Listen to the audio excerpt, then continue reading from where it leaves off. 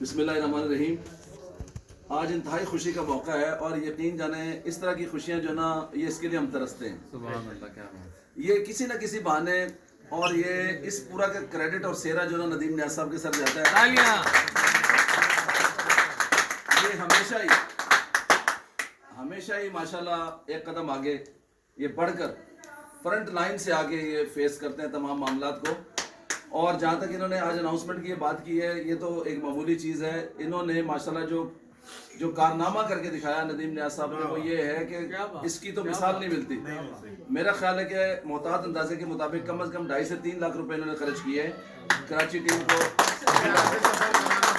हाँ, पूरा आने जाने की टिकटें, स्पॉन्सर किटें, सब कुछ इन्होंने मैनेज किया बैठ के और सारी टेंशन ली। ये दो बंदे थे जो आपस में कोऑर्डिनेशन में थे, मैनेजर और कोच। इन्होंने और टीम ने माशाल्लाह कारकर्दगी करके आउटपुट दी, इन्हें ट्रॉफी की शक्ल में लाके आज इन्होंने इज्जत अफजाई इस टीम ने जो की है, इनकी इसकी मिसाल नहीं मिलती। और माशाल्लाह कराची की टीम जो है वो ऑल देश चैंपियन का एजाज लेकर आज बैठी हुई है कि पूरे पाकिस्तान में तमाम देशों में ऑल देश चैंपियन की ट्रॉफी आज लेके बैठी है। इस पूरी टीम ने हमारा सीना फख्र से बुलंद कर दिया है, सर बुलंद कर दिया। तालियां।